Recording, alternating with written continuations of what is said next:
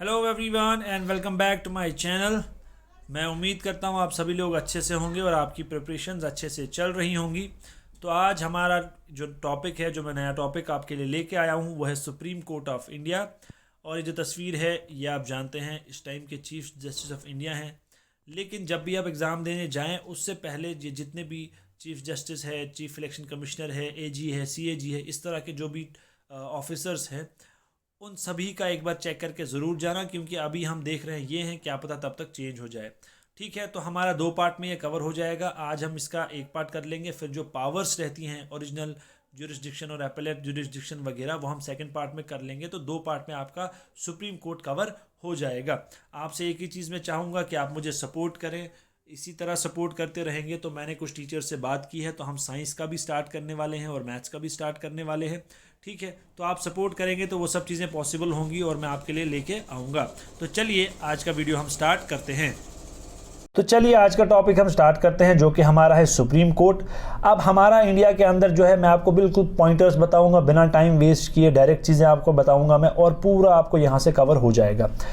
अब सबसे पहले हमें ये पता होना चाहिए कि हमारे पास जो है एक यूनिफाइड या सिंगल सिस्टम ऑफ जुडिशरी है। इसका क्या मतलब है कि ये इंटरलिंक्ड है। कैसे कि टॉप में सबसे आता है हमारा सुप्रीम कोर्ट, फिर हाई कोर्ट, फिर सबऑर्डिनेट कोर्ट जैसे डिस्ट्रिक्ट कोर्ट होता है, मुंसिफ कोर्ट होता है, और बाकी जो लोअर कोर्ट्स होते हैं। ठीक, इसको हम सिंगल सिस्टम ऑफ कोर्ट्स भी कहते हैं। और ये हमने ये सिस्टम अडॉप्ट किया है कहाँ से? गवर्नमेंट ऑफ इंडिया एक्ट 1935 से। और जो सुप्रीम कोर्ट होता है ये स्टेट के लॉज भी, सेंटर के लॉज भी एनफोर्स कर सकता है, और इसकी जुरिस्डिक्शन जो है वो ऑल ओवर द कंट्री है। ठीक, उसके बाद यूएसए का हमने क्यों पढ़ना है? क्योंकि अगर वहाँ पे कंपैरिजन में क्वेश्चन आया तो आपको यूएसए के बारे में पता होना चाहिए कि यूएसए में जो फेडरल लॉज हैं वो कौन एनफोर्स करता है? फेडरल जुडिशरी, और स्टेट लॉज करती है स्टेट जुडिशरी। इसका मतलब इंडिया के अंदर जबकि सिंगल सिस्टम ऑफ कोर्ट्स है, वहीं यूएसए के अंदर डबल सिस्टम ऑफ कोर्ट्स हैं।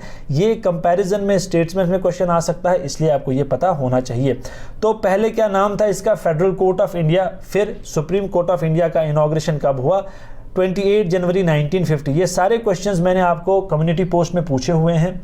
अगर कोई और बच्चा अपनी तरफ से कोई क्वेश्चन भेज के मुझे बोल रहा है कि वहाँ पे अपलोड करो, तो मैं कर दूंगा, आप मुझे भेज सकते हैं। इस तरह क्या हो जाएगा, सभी के क्वेश्चन जो हैं आना शुरू हो जाएंगे, तो हमारा बहुत प्रिपरेशन वहाँ से भी हो जाएगा, क्योंकि वहाँ पे भी काफ़ी क्वेश्चंस निकल जाते हैं।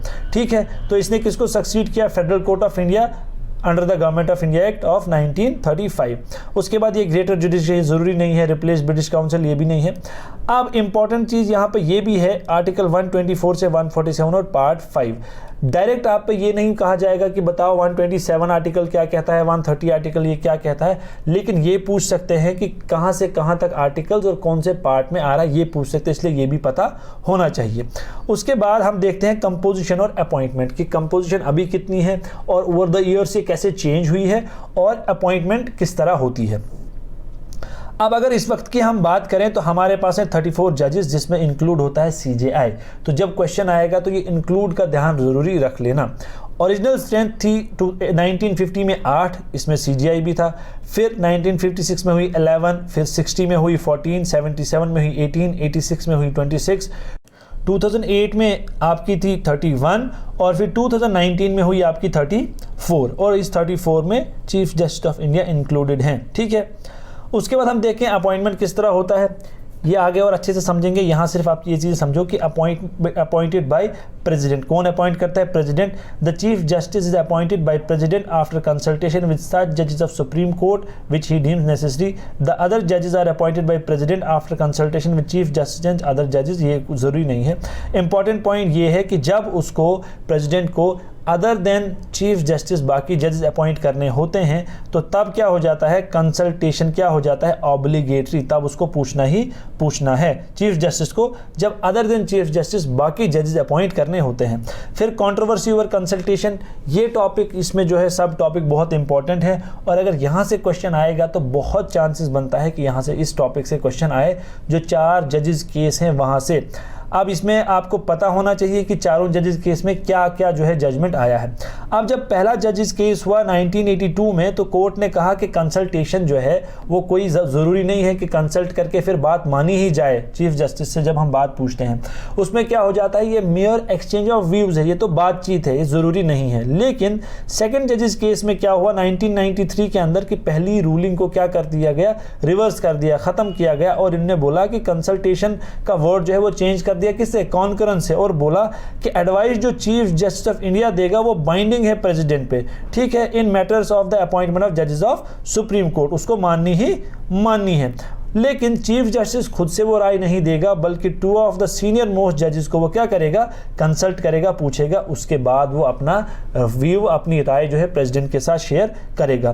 फिर थर्ड जजेस केस में क्या हुआ कि consultation process be adopted by chief justice of India requires consultation of plurality जजेस, कोलिजियम ऑफ 4 सीनियर मोस्ट जजेस of supreme court, and if 2 जजेस given adverse opinion he should not send the recommendation to the government. अब इसका क्या मतलब है कि plurality जजेस का क्या मतलब है कि देखो टोटल ये 5 जज हैं, ठीक, 4 कौन, सीनियर मोस्ट जज, और 1 कौन, वो है चीफ जस्टिस ऑफ इंडिया। अब ये तो मेजॉरिटी नहीं है, अब ये प्लूरलिटी में कोई डिसीजन ये 5 लोग ले लेते हैं जो बैक्ड बाय मेजॉरिटी होता है। मेजॉरिटी उसमें डिसीजन नहीं लेती, लेकिन बैक, क्योंकि मेजॉरिटी कितनी है, मेजॉरिटी तो 17, 18, 19 है ना, टोटल 34 है, तो 18 से आपकी मेजॉरिटी 50% ज़्यादा स्टार्ट हो जाती है। लेकिन यहाँ पे पार्ट कितने लोग ले रहे हैं, पार्ट आपके सिर्फ 4 सीनियर मोस्ट जजेस और 1 सीजीआई ले रहा है, हो गए 5, है ना। तो ये है बैक्ड बाय मेजॉरिटी होता है, लेकिन डिसीजन ये 5 ही लेते हैं। अब वो जो 4 जजेस हैं सीनियर मोस्ट, उनमें से 2 भी अगर उसके खिलाफ कहते हैं जिसका कंसल्टेशन भेजना है, तो फिर इसको आगे रिकमेंड गवर्नमेंट को नहीं करना है उसका नाम। उसके बाद 99th अमेंडमेंट ऑफ 2014 हुआ, और उसके साथ साथ national judicial appointment commission act, जिसको NJAC एक्ट भी कहा जाता है, ये दोनों मिले और इनने क्या बनाया, नेशनल जुडिशियल अपॉइंटमेंट कमीशन, ठीक है। ये आ गई एक नई चीज़, नई बॉडी आ गई। उसने क्या बोला, फिर सुप्रीम कोर्ट ने 2015 में बोला कि ये दोनों क्या हैं, वॉइड है और अनकॉन्स्टिट्यूशनल हैं। इसलिए जो पुराना सिस्टम है ना, जो पहले हम यूज़ करते थे जजेस को अपॉइंट करने के लिए, जो थर्ड जजेस केस में आया है, वैसे ही आप क्या करो, दोबारा से इसको स्टार्ट करो। 4 जजेस केस हुआ 2015 में, जहाँ पे ये बोला गया, ठीक, ये वाली बात कि जो पुराना सिस्टम है हम वही स्टार्ट करेंगे, जो थर्ड जजेस केस में कहा है कि कंसल्टेशन किस तरह होती है वैसे ही। अच्छा,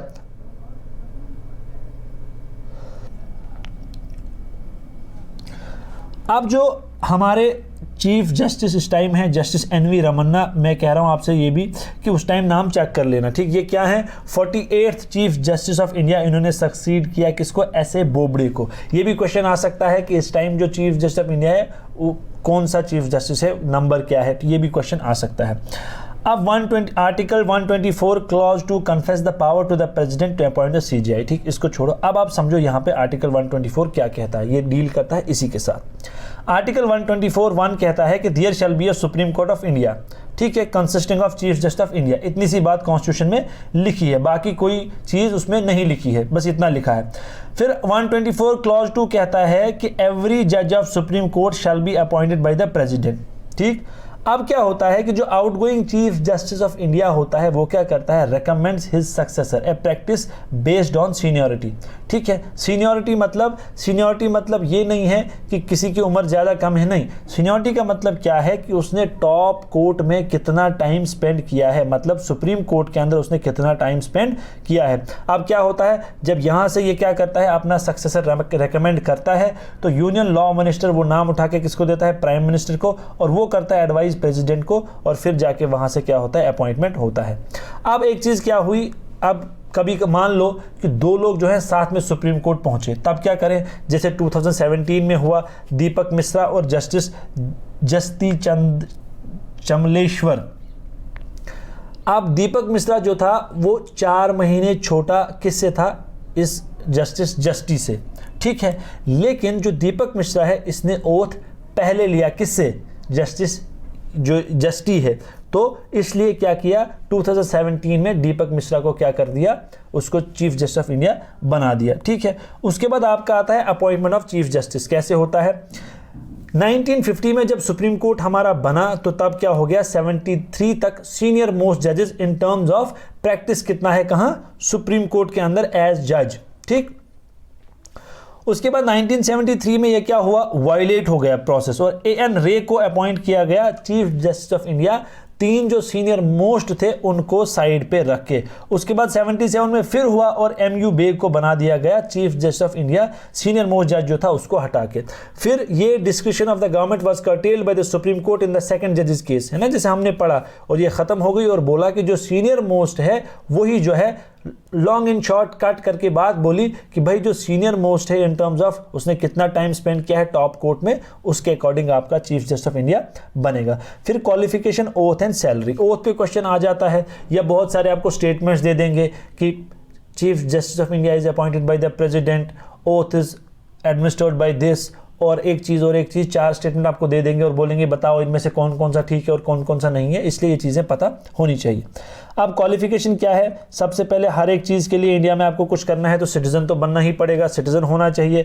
उसके बाद शुड हैव बीन जज ऑफ अ हाई कोर्ट और high courts in succession for 5 year, कि हाई कोर्ट का जज रहा है कितने, 5 साल। ज़रूरी नहीं है एक में हो, चेंज भी हुए हों, 2 कोर्ट्स 3 4 5 जितने में गया हो, लेकिन 5 साल उसने क्या किया हो, हाई कोर्ट का जज वो रहा हो। इसके साथ साथ एडवोकेट ऑफ हाई कोर्ट और हाई कोर्ट्स इन सक्सेशन कितने टाइम के लिए, 10 साल के लिए। Should be distinguished jurist in the opinion of president. अब ये डिस्टिंग्विश्ड जूरिस्ट का डेफिनेशन नहीं दिया है, बस इसको आपने याद रखना है। और मिनिमम एज भी प्रिस्क्राइब नहीं की है। मान लो कोई शख्स क्या करता है, 21 साल में कोई जुडिशियल एग्जाम क्वालिफाई करता है और हाई कोर्ट में जज बन जाता है, ठीक है, फिर 26 साल में उसके 5 साल कंप्लीट हो गए, वो 26 साल में भी हाई कोर्ट जा सकता है। मतलब मिनिमम एज यहाँ पे लिखी गई कॉन्स्टिट्यूशन में नहीं है। अगर क्वेश्चन आएगा what is the minimum age, तो वहां पे आपको याद रखना है कि मिनिमम एज प्रिस्क्राइब नहीं की गई है। उसके बाद आपका ओथ एंड एफर्मेशन। ओथ कौन लेता है, प्रेसिडेंट, या फिर प्रेसिडेंट ने अगर वो नहीं एडमिनिस्टर कर सकता उस टाइम तो अपने तरफ से कोई ऑफिसर, कोई पर्सन जो भी भेजा होगा वो एडमिनिस्टर कर सकता है। और ओथ क्या होती है, वही कि मैं संविधान के प्रति रह के काम करूंगा, देश की सेवा करूंगा और कभी इसके संविधान के खिलाफ काम नहीं करूंगा, इंडिया मतलब कंट्री को ऊपर ले जाने की कोशिश करूंगा, इस तरह की चीज़ें यही होता है ओथ में, ये कोई आपसे पूछने वाला नहीं है। फिर सैलरीज और अलाउंस कौन डिटरमाइन करता है, ये करता है पार्लियामेंट। मैंने डिटेल कहीं किसी चीज़ की नहीं लिखी है, डायरेक्ट चीज़ें मैं आपको बता रहा हूँ। अच्छा, क्या हुआ 2018 तक क्या थी, सैलरी 1 लाख थी, लेकिन 2018 में 1 लाख से 2,80,000 कर दी चीफ जस्टिस ऑफ इंडिया की, और बाकी जजेस की 90,000 से 2.5 लाख कर दी पर मंथ, ठीक है, ये जो बाकी जजेस होंगे। अब जो जज रिटायर हो जाएगा, रिटायर होने के बाद वो क्या कर सकता है, 50% of their last drawn salary as monthly pension, कि आखिरी टाइम, लास्ट टाइम उसने जो मंथली सैलरी निकाली थी उसका हाफ उसको मिलेगा एज पेंशन। बाकी अलाउंसेस आपको पता ही है सब फ्री होता है, तो वो लिखने की ज़रूरत नहीं है। फिर है टेन्योर एंड रिमूवल। टेन्योर कितने टाइम का होता है, रिमूव कैसे कर सकते हैं, ये प्रोसेस ये भी बहुत ज़्यादा इंपॉर्टेंट है। और रिमूवल पे पूरा का पूरा एक क्वेश्चन 4 स्टेटमेंट्स वाला बन सकता है। आप देखो, टेन्योर जो है ये फिक्स नहीं किया है। अब मैंने आपको कहा कि मान लो कोई 27 साल की उम्र में सुप्रीम कोर्ट पहुंचा, तो ऐसा नहीं है कि सुप्रीम कोर्ट में आप 20 साल या 25 साल रह सकते, नहीं, सुप्रीम कोर्ट में आप तब तक रह सकते हो जब तक आपकी एज 65 साल नहीं हो जाती, आप प्रेसिडेंट को रिटर्न में रिजाइन नहीं देते और प्रेसिडेंट आपको रिमूव नहीं करता, ठीक है, removed by president on the recommendation of parliament. President यहाँ पे नहीं है, मैंने गलत लिखा है, तो इसको आप यहां पे करेक्ट कर लेना, ये है removed by president on the recommendation of parliament. अब क्या होता है, जजेस ऑफ सुप्रीम कोर्ट कैसे हो जाता है, प्रेसिडेंट ऑर्डर करता है, ठीक, और उसके बाद एड्रेस बाय पार्लियामेंट, फिर स्पेशल मेजॉरिटी। अब देखो क्या हो जाता है। अच्छा, ग्राउंड्स 2 हैं, एक कि मिसबिहेवियर है और दूसरा है इनकैपेसिटी। अब जजेस इंक्वायरी एक्ट 1968 में मैं आपको रिमूवल अभी सब समझाऊंगा किस तरह होता है। इसने क्या कहा कि रिमूवल मोशन जो है वो साइन होना चाहिए, अगर वो लोकसभा से इनिशिएट होता है तो 100 मेंबर्स ऑफ लोकसभा, और अगर राज्यसभा से इनिशिएट होता है तो 50% ऑफ राज्यसभा इसको साइन करके किसको देने चाहिए, लोकसभा में स्पीकर को और राज्यसभा में चेयरमैन को। अब चेयरमैन और स्पीकर की मर्जी है कि वो इसको एडमिट करता है या नहीं एडमिट करता है, और अगर वो एडमिट करता है तो उसके बाद चाहे वो स्पीकर के पास एडमिट हुआ चाहे चेयरमैन के पास एडमिट हुआ, वो 3 मेंबर्स की कमेटी बनाएंगे जो क्या करेंगे, इन्वेस्टिगेशन करेंगे चार्जेस का। और उस कमेटी में कौन होगा, चीफ जस्टिस और जज of supreme Court, chief justice of high court and a distinguished jurist, इन ये 3 लोग उसमें होंगे। अगर ये हो जाता है कि गिल्टी, जो चार्जेस लगे हैं इन्वेस्टिगेशन के बाद ये साबित हुआ कि हाँ भाई इसने ये काम किया है जिस चीज़ का चार्ज लगा है, फिर होता है हाउस के पास वो कंसिडरेशन के लिए चला जाता है। अब अगर हाउस में क्या हुआ, ये स्पेशल मेजॉरिटी से पास हो जाता है। अब स्पेशल मेजॉरिटी मैंने आपको पहले भी लेक्चर में बोला है कि 2/3 members minimum present and voting होने चाहिए, उसको हम कहते हैं स्पेशल मेजॉरिटी। और अगर दोनों हाउसेस से ये स्पेशल मेजॉरिटी से क्या हो गया, पास हो गया, तो उसके बाद प्रेसिडेंट क्या करेगा, ऑर्डर पास करेगा और जज रिमूव हो जाता है। अब आपने याद रखना है कि आज तक कोई भी जज इम्पीच नहीं हुआ है। एक केस में ऐसा हुआ था कि जो उस पर चार्जेस लगे थे वो प्रूव भी हो गए, लेकिन फिर लोकसभा में जो है वोटिंग वो स्पेशल मेजॉरिटी से नहीं हुई, कम से हुई, तो वो इम्पीच नहीं किया गया। ठीक है। उसके बाद एक्टिंग, एडहॉक और रिटायर्ड जजेस का क्या मतलब है। ठीक है, एक्टिंग जज का मतलब है कि प्रेसिडेंट कैन अपॉइंट, एक्टिंग जज किसको अपॉइंट कर सकता है, जब आपका सीजेआई का ऑफिस जो है वो वेकेंट है, या सीजेआई टेम्पररी एब्सेंट है, या CJI chief justice of India किसी प्रॉब्लम में है जिसकी वजह से अपनी ड्यूटी को पूरा नहीं कर सकता, तब प्रेसिडेंट क्या करेगा, किसी और को अपॉइंट करेगा उतने टाइम के लिए। उसके बाद एडहॉक जजेस, एडहॉक जजेस कब अपॉइंट होते हैं कि किसी कुछ ऐसे केसेस होते हैं जिनमें क्या चाहिए होता है, आपको कुछ स्ट्रेंथ चाहिए होती है इसकी जजेस की। कोरम मतलब होता है कि मिनिमम आपको, है ना, मान लो कोई केस है जिसके लिए हमें मिनिमम 8 जजेस की ज़रूरत है ना, कोरम होना चाहिए। अब आपके पास 8 जजेस नहीं है, 6 ही अवेलेबल है, तो कोरम जब नहीं है तो आप उस पर डिसीजन नहीं ले सकते। तो वहाँ पे क्या होता है, वहाँ पे आप क्या कर सकते हैं, कैन अपॉइंट ए जज of high court temporary period के लिए, कौन, चीफ जस्टिस ऑफ इंडिया। अब वो ऐसे खुद से ही नहीं कर सकता कि खुद से जाके पिक कर लिया, उसने क्या करना है, only after consulting chief justice of high court concerned. जैसे मान लो उसने जम्मू कश्मीर हाई कोर्ट से किसी जज को उठाना है, तो सबसे पहले उसने किसको पूछना है, जो चीफ जस्टिस है कहाँ का, हाई कोर्ट जम्मू कश्मीर का, और उससे पहले उसको कंसेंट प्रेसिडेंट का मिल गया होना चाहिए कि मान लो चीफ जस्टिस प्रेसिडेंट से पूछता है कि मैंने फलाना हाई कोर्ट से सोचा है कि मैं फलाना जज इस केस के लिए लेके आ रहा हूं, तो प्रेसिडेंट ने उसको कंसेंट दे दिया, फिर वो जाके पूछेगा किसको, हाई कोर्ट के चीफ जस्टिस को, जो कंसर्न हाई कोर्ट का चीफ जस्टिस, उसको पूछेगा कि मुझे ये फलां आपका मेंबर जो इस टाइम हाई कोर्ट में जज है वो चाहिए, फिर जाके वो उसको ला सकता है। और द जज appointed should be qualified for the appointment of जज ऑफ सुप्रीम कोर्ट। आप जिस जज को ये उठा के ला रहे हैं कहीं से, तो उसने क्वालिफिकेशन पार कर ली होनी चाहिए, किसकी, सुप्रीम कोर्ट का जज बनने की। मतलब 5 साल वो रहा होना चाहिए जज, या 10 साल रहा होना चाहिए वो एडवोकेट। ठीक है। उसके बाद रिटायर्ड जजेस। अब चीफ जस्टिस क्या कर सकता है, किसी रिटायर्ड जज को रिक्वेस्ट कर सकता है, चाहे वो सुप्रीम कोर्ट का है या हाई कोर्ट का है। लेकिन हाई कोर्ट का है तो इसको क्या होना चाहिए, क्वालिफाई होना चाहिए सुप्रीम कोर्ट का जज बनने के लिए। ठीक। और इसमें भी क्या है, consent of president and also of the person, कि जिस पर्सन को अपॉइंट करना है उससे भी कंसेंट लेनी है कि क्या मैं आपको अपॉइंट करूं, और प्रेसिडेंट से पहले ले लेनी है। ठीक है। तो दोनों की कंसेंट जरूरी है। उसके बाद एक चीज है, आर्टिकल 130 क्या कहता है, Delhi to be the seat of supreme court. जैसे हम जानते हैं सुप्रीम कोर्ट कहाँ है, ये हमारा दिल्ली में, लेकिन चीफ जस्टिस ऑफ इंडिया जो है वे ऑथराइज्ड है, अगर ये चाहे तो इसकी क्या कर सकता है, सीट चेंज कर सकता है। तो ये था हमारा सुप्रीम कोर्ट का एक पार्ट। जो बाकी इसकी पावर है, जैसे ओरिजिनल जुरिस्डिक्शन, एपेलेट जुरिस्डिक्शन, वो कल या परसों सब कंप्लीट हो जाएगा। तो ये 2 लेक्चर्स में आपका हो गया सुप्रीम कोर्ट कंप्लीट, और उसके बाद हम करेंगे हाई कोर्ट। और आपके पास अगर कोई क्वेश्चंस हैं, कोई क्वेश्चन आप नोट डाउन करते हैं, तो आप मुझे वो कमेंट में लिख के भेजें, मैं वो पोस्ट कर दूंगा। मुझे फेसबुक या इंस्टाग्राम कहीं पे भी टेक्स्ट कर सकते हैं, और कोई भी चीज़ जो आप मुझे सजेस्ट करना चाहते हैं वो मोर देन वेलकम है। Thank you and have a very nice day.